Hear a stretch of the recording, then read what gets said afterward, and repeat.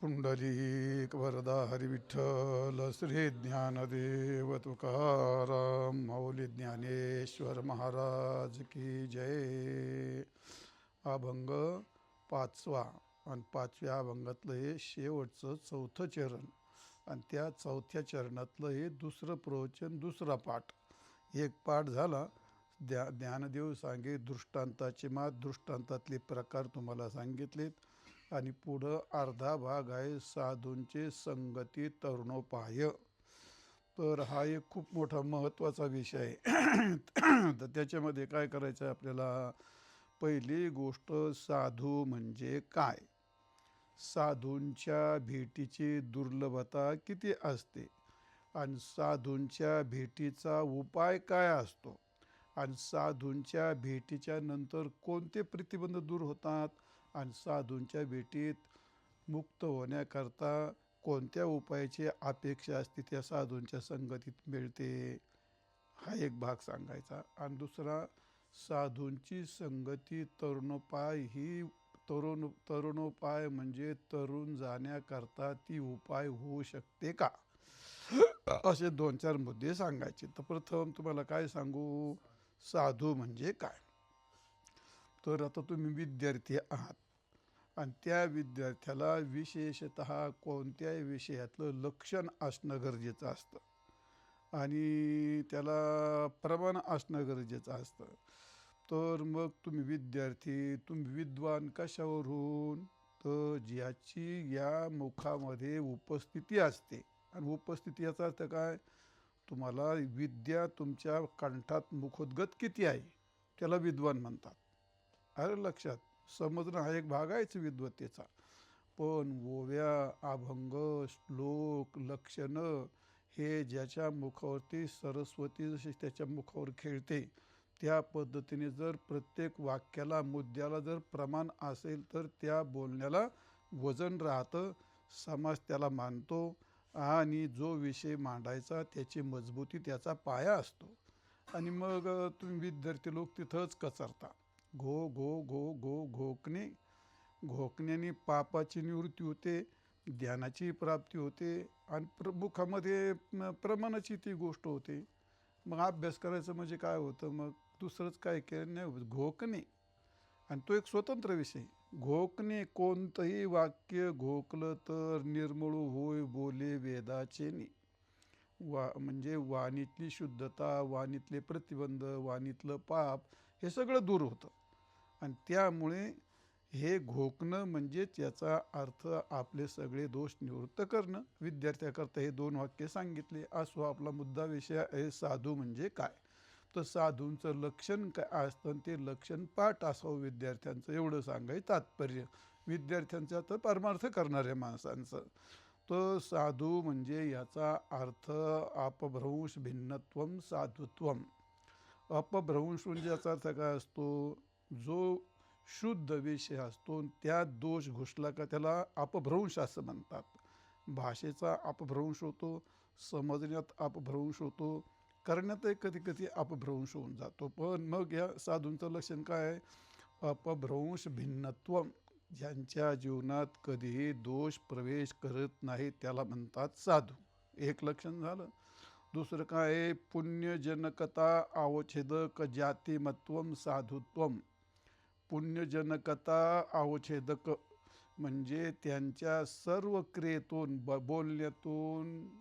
बोलण्यातून करण्यातून, या सर्व क्रियेतून त्यांच्या याच्यातून पुण्यच निर्माण होत असतं. म्हणून पुण्यजनकता अवच्छेदक जातिमत्व.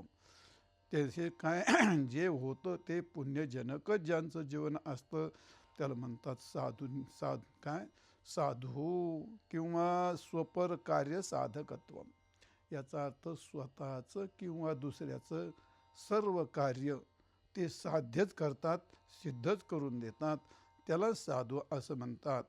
तर सगळ्यात महत्त्वाची गोष्ट, साधू साधू शब्दाचा एक मूळ अर्थ असा आहे सहज, त्याला म्हणतात महाकुली, उत्तम कुलोद्भव. हा असे साधू शब्दाचे अर्थ आहेत. ते मूळ शब्दाचे एक सज्जन त्याला म्हणतात आपण, काय म्हणजे सज्जन, उत्तम कुल, सभ्य मनुष्य, चांगला मनुष्य असे त्या साधू शब्दाचे सामान्य अर्थ आहेत. पण त्या साधू शब्दाचं लक्षण असं आहे, साध्यते निष्पादयते धर्माधिकार्यम किंवा धर्माधिकम इति साधू. साध्यती म्हणजे प्राप्त करून घेते, आणि निष्पादयती म्हणजे काय, जे प्राप्त करायचं त्याला साध्यते म्हणजे साध्य केल्या जातं, आणि निष्पादयती म्हणजे उत्पन्न केल्या जातं. काय, धर्माधिकार्यम किंवा धर्माधिकम दोन्ही म्हटलं तर चालतं. म्हणजे साध्यते निष्पादयते धर्माधिकम इति साधू. ज्यांच्या जीवनामध्ये धर्माधिक हे उत्पन्न होतात, त्यांच्या जीवनामध्ये नित्याने धर्म त्याला काय म्हणतो, म्हणजे पुण्य असेल, धर्म असेल, भक्ती असेल, भाव असेल, त्यांच्या जीवनाकडे पाहिल्यानंतर ते आपोआप उत्पन्न होतं आणि ते प्राप्त होतं. ज्याच्या जीवनात हे घडतं त्याला म्हणतात साधू. आणि पद्मपुराणाच्या उत्तरखंडामध्ये 99 अध्याय, त्यामध्ये त्या साधूंचे इतके लक्षणं सांगितलेले आहेत, भरपूर आले त्यात. पण आता सगळे जर सांगत बसलं तर त्याला 2 दिवस लागतील, आणि एवढं कधी सांगत बसवा, कामापुरतं थोडंसं सांगत तुम्हाला. तर साधूचं लक्षण सांगत असताना त्यांनी 4, 5, 6 मुद्दे सांगितलेत.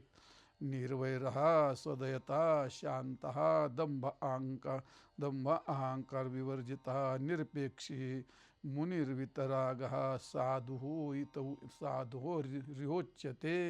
याला साधू असं म्हणतात. निर्वैरः, वैररहित, ज्याचं जीवन वैररहित असतं. एक, सदयता, याचा अर्थ अत्यंत कोणत्याही काय म्हणतो त्याला, पशु प्राण्यावरती अत्यंत दया ठेवणे करणे. शांतः दांतः, ज्याचा स्वभाव सर्वस्वी एकदम शांत आहे. आणि दंभ अहंकार विवर्जिता, दंभ रहित, अहंकार रहित. निरपेक्ष म्हणजे कशाची अपेक्षा नाही, अनपेक्षित दक्ष उदासीनो गतव्यता. 12 अध्यायात भरपूर लक्षणं सांगितली आहेत. आणि मुनिर्वितरागः, साधू रिहोच्यते. मुनिही नाम, याचा अर्थ मननात, काय मनन करणं. आणि वितरागः, याचा अर्थ ज्यांचा निघून विगतः रागः वितरागः, ज्यांचा राग नाम आसक्ती निघून गेली आहे, असं ज्यांचं जीवन. किती झालं, जे वैररहित आहेत, जे दयावान आहेत, जे शांत आहेत, दंभ अहंकार रहित आहेत, जे निरपेक्ष आहेत, आणि जे मनन करणारे आहेत. त्याचप्रमाणे म्हणजे आसक्तीरहित आहेत. अशा व्यक्तीला, यांना साधू असं म्हणतात. असं कुठं सांगितलं, पद्मपुराणात असे अनेक लक्षणं सांगितलीत. बरी 10-20 श्लोक आलेले तिथं ते. पण मग एवढे सांगायला आपल्याला वेळ नसते. किंवा गरुड पुराणातला एक श्लोक तुम्हाला सांगतो, तो फार सोपा आहे पाठ करण्यासारखा. त्या गरुड पुराणामध्ये असं म्हणलं, न प्ररुष्यते सन्माने, नाव अवमाने न कुप्यती, न क्रुद्धा परुषम ब्रूयात, एतत् साधुष्य लक्षणम. असं हे साधूचं लक्षण सांगितलं. काय सांगितलं, न प्ररुष्यते सन्माने, याचा अर्थ कोणी सन्मान केला तो हर्षित होत नाही. हृष्यती, याचा अर्थ काय, हर्षित होणं. पण न प्ररुष्यती, प्रकर्षेण हृष्यती, सन्माने, जर कोणी सन्मान केला तर त्यापासून तो हर्षित होत नाही. हर्षित होऊ नये. हर्षित होणं म्हणजे दुसऱ्या क्षणाला दुःखी होणं ते. न प्ररुष्यती.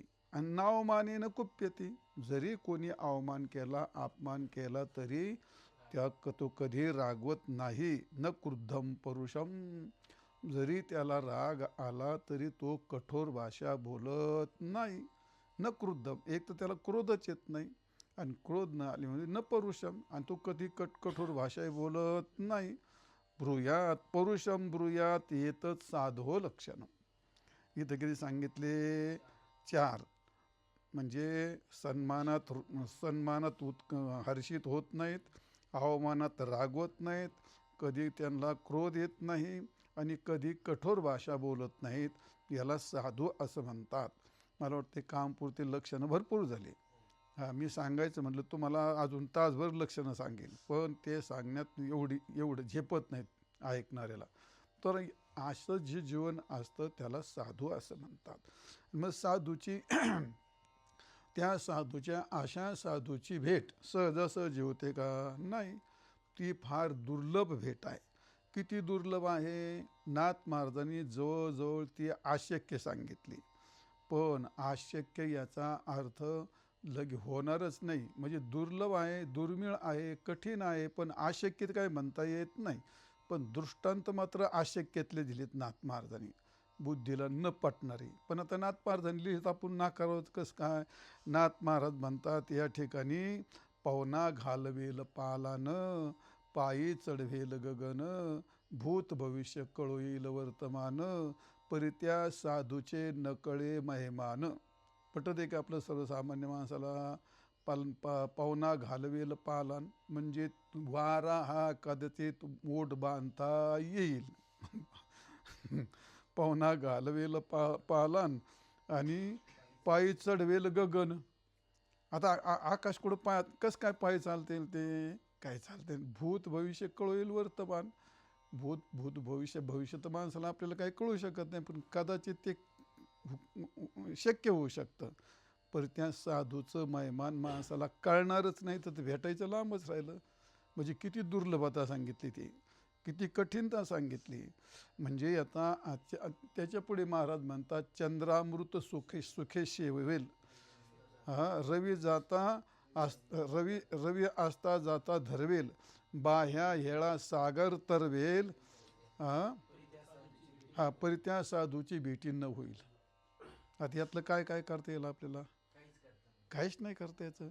चंद्रामृत सुखे चंद्रामृतही घेता येत नाही. मावळायला गेला सूर्य पण धरता येत नाही, आणि सागर पण तरून जाता येत नाही. पण तरी त्या साधूची भेटी न होईल याचा अर्थ कदाचित तुम्ही सागर बाहुबलाने तरून पण गेलंच नाही अजून कोणी, ते शक्य नाही. पण कदाचित जाऊ शकता. मग कसं काय जाऊ शकता? जहाजात बसून तुम्ही जाऊ शकता, आणि पायी चढवेल गगनात, विमानात बसून तुम्ही पायी गगनात चढू शकता. चढायचं ठरवते, गगनात गेलीत का नाही विमानाने, हेलिकॉप्टरने गेलीत का नाही, कदाचित जाऊ शकता तुम्ही पायाने न चढले तरी. मग ही सगळी गोष्ट आहे. मग तसं तुम्हाला त्या ठिकाणी आस्ता जाता रवी धरवेल, तुम्ही नाही धरला, पण हनुमंतरायाने धरला होता की नाही? धरला. मग ते अशक्य थोडंच आहे. म्हणजे ही गोष्ट कदाचित माणसाला शक्य होऊ, तात्पर्य सांगायचं आहे, साधूंची भेट ही दुर्लभ असते, कठीण असते, एवढं सांगण्याचं तात्पर्य असतं. त्या प्रमाणातलं तात्पर्य वक्तव्य म्हणजे तात्पर्यम पकडतव्यम. अरे तात्पर्य काय ते समजून घ्यावं माणसाने. तर अशीच तुम्हाला साधूच्या भेटीची काय सांगितली? दुर्लभता, ही कठीणता सांगितली. मग साधूच्या भेटीचा उपाय आहे की नाही? तो उपाय आहे. तर त्याच्याकरता तुकाराम महाराजांनी अनेक मोठा अभंग आहे तो, ऐशे कैशाने भेटते ते साधू, तो अभंग पहा, तुम्हाला सगळं पाहायला मिळेल. पण तरी तुमच्या कामापुरतं मी फक्त एक चरण सांगतो. तुकाराम महाराज म्हणतात, अर्थ काम चाड नाही चित्ता, माना मान मोह माया मिथ्या, वरते समाधानी जाणूनी नेनता, आणि साधू भेट देती तया अवचिता. इतकी दुर्लभ गोष्ट असली तरी मग तुम्हाला साधू होऊन भेट देतील. पण कोणाला ते? अर्थ काम चाड नाही चित्ता. म्हणजे ज्याच्या वृत्तीमधून अर्थ नाम, पैसा, द्रव्य आणि काम नाम, इच्छा, याची इच्छाच नाही राहिलेली, ही पूर्ण निवृत्त झाली आहे. ज्याला मानाची अपेक्षा नाही, ज्याला मोह नाही, असे मानामान, असं माया, हे सगळं काय आहे? ज्यांनी असं मिथ्या समजलं, अशी ज्याची वृत्ती झाली आहे, अत्यंत समाधानाने जो राहतो, त्याला साधू सहजरित्या येऊन भेट देतो. ज्ञानेश्वर महाराज म्हणतात, ऐशी कर्म साम्य दशा, जेत होय विरेशा, मग सद्गुरू अपैसा भेटेची का? येऊन भेटतो ना. फळ पिकलं म्हणजे फळ कधी राघूकडं जात नाही, तर राघू ते पिकलेलं फळ शोधित तो आंब्याच्या पानातून शोधून खातो का नाही तो? मग तशी गोष्ट आहे ते. तसंच तो जसा शोधून खातो, पण इथं उलटं सांगितलंय. कसं? साधू होऊन त्याला भेट देतात, त्याची पात्रता जर वाढली तर. ते असं आहे. आणि म्हणून हे साधू भेटीचं काय सांगितलं तुम्हाला, उपाय सांगितला. तर यांनी माणसाला साधूंची भेट होऊ शकते असं तुकाराम महाराज म्हणतात. साधूंचं लक्षण सांगितलं, साधूंच्या भेटीची दुर्लभता सांगितली आणि साधूंच्या भेटीचा उपायही सांगितला. आता साधूंच्या भेटीतनी प्रतिबंध काय दूर होतो, साधूंच्या भेटीने प्रतिबंध काय दूर होतो, तर परमार्थाला येणारे प्रतिबंध काय काय असतात. सगळ्यात पहिला प्रतिबंध असतो पापाचा, दुसरा प्रतिबंध असतो तापाचा, तिसरा प्रतिबंध असतो विक्षेपाचा, चौथा प्रतिबंध असतो अज्ञानाचा. हे तर याच्या बुडाला तर अज्ञान असतं का नाही. म्हणजे त्या प्रथम काय राहील अज्ञान, नंतर त्या अज्ञानाचंच रूपांतर काय होतं पापात, नंतर त्याचं रूपांतर होतं विक्षेपात, आणि विक्षेपात होतं, आणि नंतर त्याचं रूपांतर काय होतं तापात. विक्षेपाने ताप होतो, ताप निर्माण होतो का नाही. हे सगळे काय झाले, हे प्रतिबंध. मग हे प्रतिबंध दूर करण्याकरता मग तुम्ही जगात कोणतेही उपाय केले, हरिभक्ती जरी केली, हरिभक्ती जरी केली तरी हरिभक्ती घडण्याकरता, नामस्मरण घडण्याकरता आपल्याला हे प्रतिबंध पुढे येतात ना. हे प्रतिबंध, त्याला मुक्त परमार्थ का, त्याला अभंग पाठांतर का होत नाही, त्याला झोप का येते, अभंग पाठांतर होत नाही, मग त्याला करमतच नाही, मग त्याला ते अभ्यासच करू वाटत नाही का, तर त्याचं मूळ कारण असतं, त्याला प्रतिबंध म्हणतात, त्याला दोष म्हणतात. मग कोणाला पापाचा दोष राहतो, कोणाला विक्षेपाचा दोष राहतो. मग त्या दोषाची निवृत्ती करता काय असतं, काय नाही जगात, त्याला जग कोणताच उपाय नाही, फक्त त्याच्यावर एक लक्ष. अंधकाराच्या निवृत्ती करता काय लागतंय, प्रकाश नेवायचं, प्रकाशच त्याच्यावर, दुसरं काय नाही. तसं पापाच्या निवृत्ती करता एकच, भगवत भक्ती आणि संतांची संगती, त्यांच्या संगतीत तेवढी शक्ती असते, ते पाप दूर करतं. आणि त्यातून पुढे तुम्हाला हळूहळू ते आता अभंग ना, संतांची संगती आहे ना, ती सांगणार आहे तुम्हाला पुढे ती. तर मग अशी संतांची संगती काय काय करते, हे सगळे प्रतिबंध दूर करते. मुद्दा झाला. दुसरा मुद्दा काय, तुम्हाला मुक्त होण्याकरता जे जे साधनं लागतात ते साधनं तुम्हाला सहजरित्या न करताही प्राप्त होतात. असे साधूंच्या भेटीची म्हणजे साधूच्या संगतीचा प्रभाव आहे. मुक्त होण्याकरता काय काय लागतं, मुक्त होण्याचे उपाय, तरुण जाण्याचे उपाय. सगळ्यात पहिला उपाय आहे, त्याच्या अंगात विरक्ती वैराग्य पाहिजे. वैराग्य लागतं, शांती लागते, भक्ती लागते, विरक्ती लागते, त्यांनी मुक्ती प्राप्त होते. हे सगळं जरी असलं तर हे आपल्या प्रयत्नाने मिळवणं वेगळं. उदाहरण, नदीच्या पलीकडे जायचं असेल तर त्यांनी स्वतःच्या बाहुबलाने पलीकडे जाईल का नाही, तो जाऊ शकतो एखादा. एके केली हातो फळीन ठाया बळी पावले, बरं का नाही. पण तुकाराम महाराज म्हणतात, देवा आम्ही शक्ती येणे आणि भाकूत येणे करू ना. मग तिने आता जायचंच नाही का, त्याला तर काय पावता येत नाही, त्यात काय शक्ती नाही, त्याने जायचं नाही का, जायचं. मग त्याने काय करायचं, त्याच्याकरता तुकाराम महाराज म्हणले, त्यांच्याकरता नाव ही उपाय आहे. भवतरावया उत्तम हे नाव, आणि भिजो निधी पाव हात काय, हे तुम्हाला नंतर सांगतो. पण जशी ती लाकडाची नाव त्या तरुण जाणाऱ्या माणसाला सहकार्य करून पलीकडे घेऊन जाते, तसं आपल्या शक्तीने आपल्याला भक्ती घडत नाही, आपल्याला पाप निवृत्त होत नाही, मग आपल्याकडून साधना होत नाही. तर मग त्याच्याकरता साधूंची संगती अशी आहे, ते न करता काय नावेप्रमाणे. तुका म्हणे नाव आणि जनासाठी उदकी ठाव, कोण संत.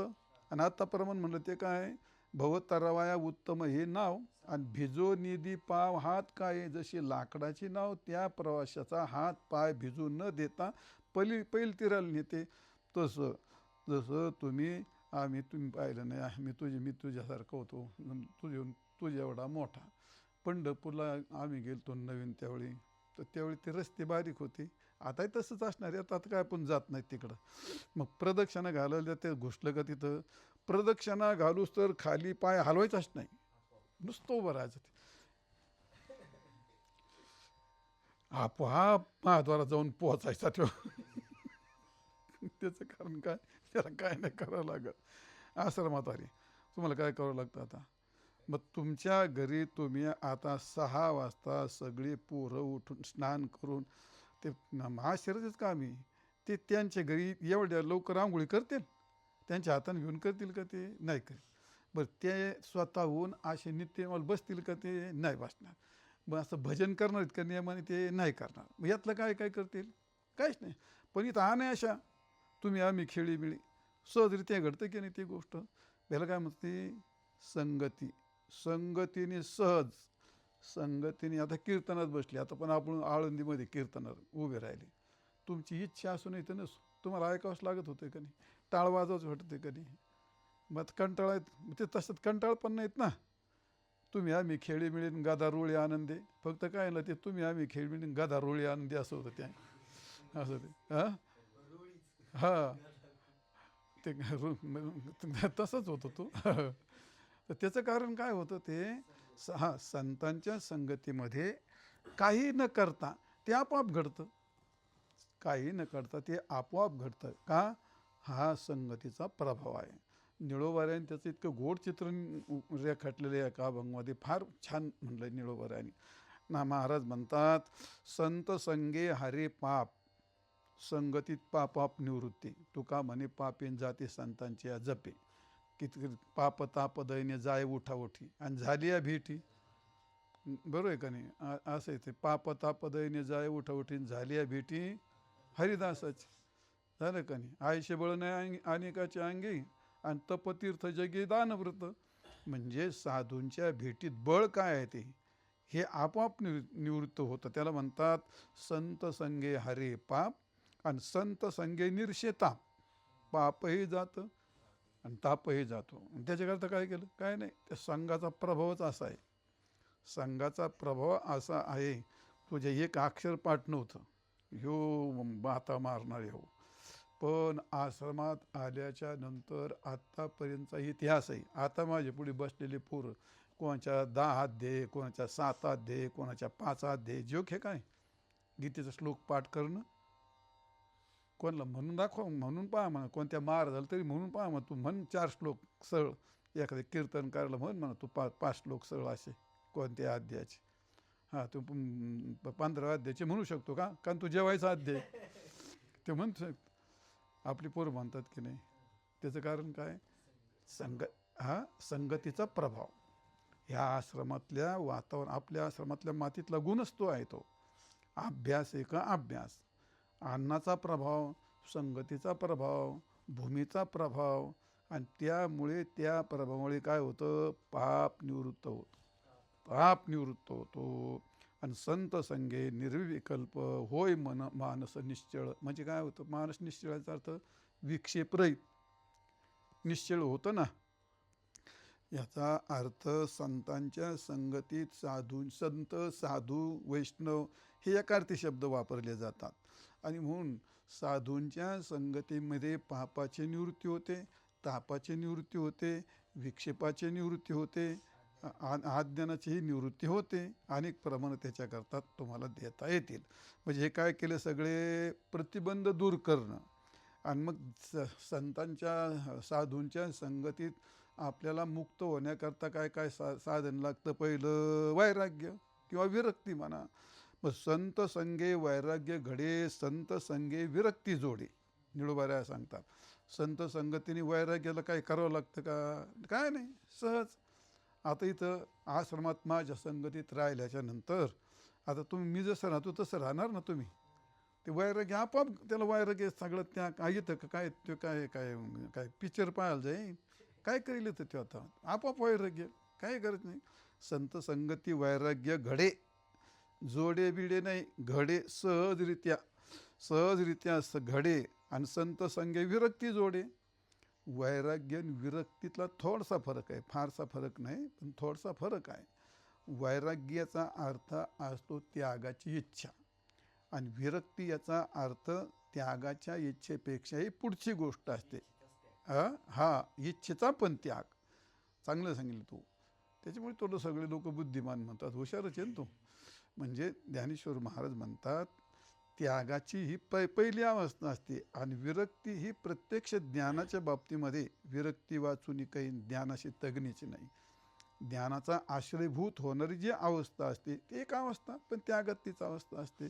म्हणजे वैराग्य जोडते, विरक्ती प्राप्त होते. आणि मग अजून काय पाहिजे? शांती.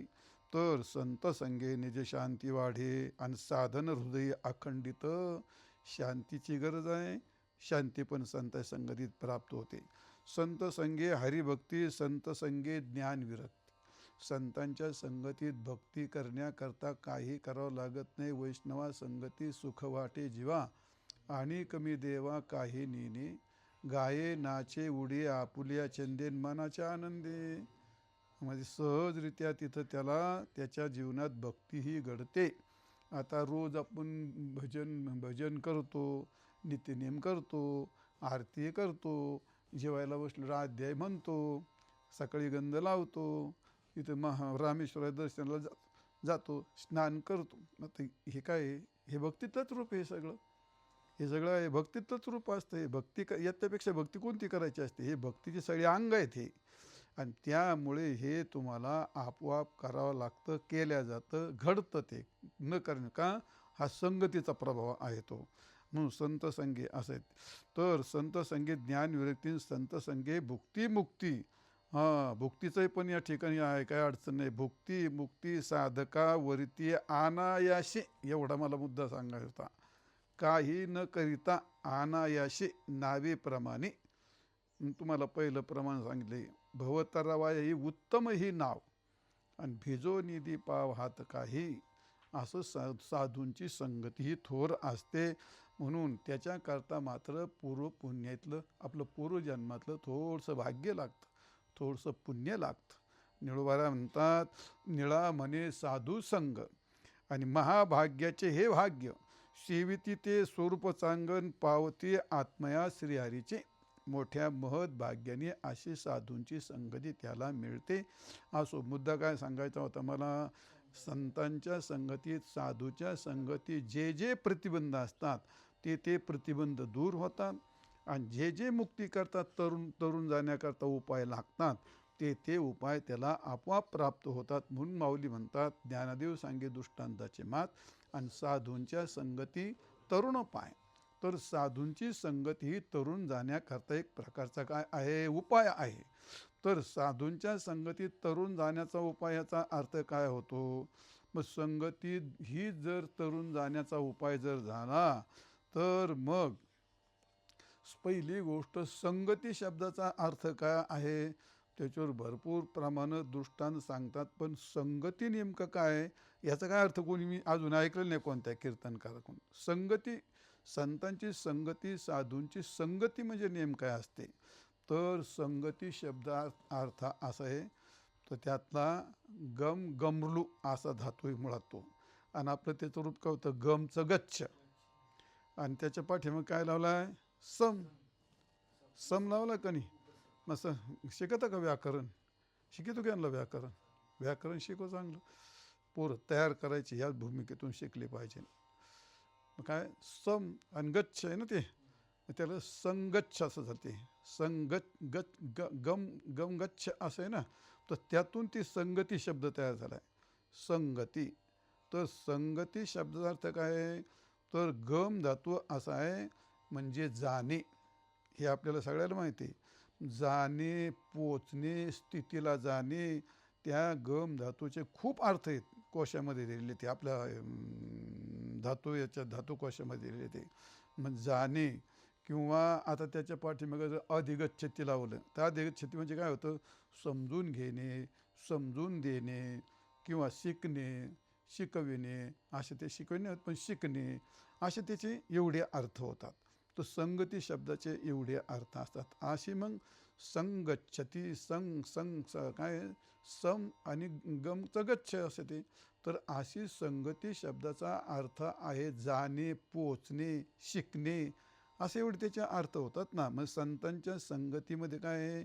संगतीत गेल्यानंतर भगवत प्राप्तीकडे जाणे, स्थितीला पोचणे, स स्थितीला पोहोचणे असा अर्थ होतो. स्थितीला जाणे, स्थितीला पोहोचणे, समजून घेणे, हे सगळे त्याचे अर्थ असे होत असतात. तर मग संतांची संगती करायची नेमकं हा अर्थ काय? तर संतांची संगती करायची चांगली लक्षात ठेवायची, विसरायचं नाही कधी. संतांची संगती करायची म्हणजे त्यांच्याबरोबर फिरायचं का? मग त्यांच्या पंक्तीला बसून जेवायचं का? का त्यांच्या गळ्यामध्ये हात घालायचा? नाही. मग संतांच्या संगतीत आज जर आपल्याला सुदैवाने महाभाग्याने तुकारामाची संगती घडली असती तर आपण काय केलं असतं? त्यांच्याबरोबर, आता तुम्ही माझ्याबरोबर आहेत समजा, असं धरलं गृहीत. तुम्ही मनाने आहेत का नाही मला माहीत नाही, पण माझ्याबरोबर आहेत तुम्ही. आता माझ्याबरोबर असल्यामुळे तुम्हाला आता मी जे करतो ते करावं लागतंय का नाही? आता मी जे सांगतो ते तुम्हाला ऐकावं लागतंय का नाही? मग 3 गोष्टी आल्या का नाही? काय? आपण एक करतो, एक मानतो आणि एक समजून घेतो. 3 गोष्टी अशा. तर उद्धारता परमार्थच 3 रूपाचा असतो. म्हणजे त्याला क्रियात्मक म्हणतात, त्याला भावनात्मक म्हणतात आणि त्याला ज्ञानात्मक म्हणतात. वेद 3 कांडातच आहे, संतवाङ्मय 3 कांडात आहे, गीता त्रिकांडात्मक आहे आणि याच्यापेक्षा चौथा उपाय नाही, योग आहे नाही. म्हणून त्याला काय म्हणतात? कर्मयोग, भक्तियोग आणि ज्ञानयोग, हे 3 योग असतात. मग आता संतांच्या संगतीत राहिल्याच्या नंतर संत जे आचरण करतात तसं आचरण करणं. तुम्ही तसं आचरण करणार की नाही? आता माझ्यासारखं आचरण करता की नाही तुम्ही? दुसरी गोष्ट, आता मी जे मानतो, मी पांडुरंगाला मानतो, भजन करतो, रामेश्वराला मानतो, आपण मानतो की नाही? मग त्यांनी जे सांगितलं त्याचं तसं मानणं म्हणजे थोडक्यात भक्ती करणं. 2 नंबर झालं. आणि तिसरी गोष्ट, त्याने जे सांगितले समजून घेणं. मग आता मी जे सांगतो तेच तुम्ही माझ्याबरोबर असले मी समजून घेणार. तुकाराम महाराज जर आपल्याचबरोबर असले तर त्यांनी जे सांगितलं असतं ते आपण समजून घेतलं असतं आणि त्यांनी जे मानलं, भजन भक्ती केली, आपण तशी भक्ती केली असते आणि त्यांनी जे आचरण केलं ते आपण आचरण केलं असतं. संगतीचा एवढाच अर्थ आहे ना. मग आता जर गाथा वाचला आणि गाथ्यात तुकाराम महाराज त्यांच्याबरोबर असल्यावर त्यांनी आपलं आचरण तर त्यांनी काही केलं नसतं, आपल्याच आचरण करावं लागत होतं, आपल्याच मानावं लागत होतं आणि आपल्यालाच जाणावं लागत होतं. आपण तर आपलंच करावं लागतं. मग त्यांनी गाथा लिहिला, नाथ महाराजांनी भागवत लिहिला, माऊली ज्ञानोबांनी ज्ञानेश्वरी लिहिली. मग त्यांनी लिहिलं, आपण ते वाचून जर तसं आचरण केलं, तसा आचार केला, तसा विचार केला आणि तसे काय उच्चार केला तर मग आपली संगती घडील का नाही? याला संतांच्या वाङ्मयाचा संतांच्या मनोगताप्रमाणे आचरण करणे, संतांच्या मनोगताप्रमाणे भक्ती करणे आणि संतांच्या मनोगताप्रमाणे समजून घेणे आणि समजणे, या 3 गोष्टीचं वर्तन करणे, याला म्हणतात संतांची संगती. समजलं? संतांची संगती म्हणजे बरोबर राहणे नाही, नुगत दृष्टांत जोडायचे आणि सांगायचे काय आमक्याला संतांच्या संगतीने मोक्ष झाला. उदाहरणं सांगता येतील. नारदाला संतांच्या संगतीने परमार्थ मार्ग मिळाला, सनतकुमार भेटले. मग नारदाला काय होतं? 14 विद्या 64 कला, एवढे विद्वान नारद होते. मग त्याला काय म्हणतो? 3 लोकात गमन करणारे होते, पण त्यांच्या दुःखाची निवृत्ती झाली नाही. त्यांच्याकरता त्याला सनतकुमार भेटले. त्या सनतकुमाराची संगती झाल्यामुळे नारदाचा उद्धार झाला. मग आता तसं तुम्हाला की ध्रुव बाळाची गोष्ट काय? नारदाची भेट झाली, संतांची संगती झाली की नाही? उपमुनीची गोष्ट काय? नारद भेटले, संतांची संगती झाली का नाही? वाल्याची गोष्ट काय? वाल्याला सुद्धा नारद भेटले, संतांची संगती झाली आणि त्यामुळे त्यांचा उद्धार झाला की नाही? माऊली ज्ञानोबाने आपल्या बंधूला श्रीगुरू म्हणून आपले गुरु मानले की नाही? मानले. किती उदाहरण तुम्हाला सांगतो. तुकाराम महाराज तर स्वप्नात बाबाजी चैतन्याला गुरु मानलं, त्यांचा उद्धार झाला का? नाथ महाराजांनी जनार्दन स्वामी जे गुरु मानले त्यांचा त्या संगतीच झाली ना. दुसरं काय केलं? मग त्याने काय केलं? ह्या सर्व मंडळीने संत नामदेव महाराजांनी सुद्धा विसुबा खेचरच्या जवळ गेले त्यांनी ते त्यांच्या म्हणण्याप्रमाणे आचार विचार आणि उच्चार केला, याला संतांची संगती म्हणतात. मग संतांनी काय सांगितलं? तो मला आचार सांगितला तो आचरण करा, संतांनी जो उच्चार सांगितला तो उच्चार करा आणि संतांनी जो विचार सांगितला तो विचार करा. काय सांगितलं संतांनी? आचार, परद्रव्य परनारी याचा धरी विटाळ, हे का नाही. किंवा तुकाराम माझे नाटामध्ये म्हटलेलं आहे, काय म्हणले नाटामध्ये, पर इतुले करी भलत्या परी परद्रव्य परनारी, सांडोनी अभिलाष आंतरीन वर्ते व्यवहारी सुखरूप सगळे व्यवहार कर. पण हे दोन गोष्टी टाळून, म्हणजे याला काय म्हणतात, पाप महापाप. आणि म्हणून इतुले करी भलत्या परीन परद्रव्य परनारी, हा अभिलाष सांडून दे. याला काय झालं, याला आचार म्हणतात. व्रत एकादशी करीन उपवासी, जाय गायन आहार निशी मुखी नाम. म्हणजे एकादशीचं व्रत करणं, पंढरपूरची वारी करणं, संतांनी हे केली, याला काय म्हणतात, हे आचार. असे खूप प्रमाण आहेत तुम्हाला आचरण करणं, म्हणजे व्रत करणं आणि नित्याचं जे आचरण असतं ते आचरण करणं. म्हणून यद्यदा आचरिती श्रेष्ठ तद्देव तरो जना, सयत प्रमाणं कुर्ते लोकस्तदून वर्तते. त्याप्रमाणे साधूचं वर्तन असतं ते तसं माणसाने वर्तन करावं. आणि विचार काय सांगितला मग, सारासार विचार करा उठाउठी, किंवा लटिका व्यवहार सर्व हा संसार वायर, संपूर्ण जगत मिथ्या आहे असा विचार संतांनी सांगितला. त्याने तो विचार केला, आपण तेच करावं. असं फलकट तो संसार येथे सार भगवंत असं सांगितलं का नाही. देखे सारासार विचारिता सार ते स्वभावतन, देखे सारासार विचारिता तिथं भ्रांती ते आसारता, आणि सार ते स्वभावता नित्य जाणे. हा काय सांगितलं, एक प्रकारचा विचार सांगितलाय. उपजे ते नाशे नाशिले पुन्हा, अशा अनेक प्रकारचे दिलेत. जे दे देखणे सकळ ते मृकजळ. हे काय सांगितलं, असा विचार, हे समजून घेणं हे सांगितलं. हे साते आलिया ओळगाशा रंग धरू, नाहीतरी संसारू जायला.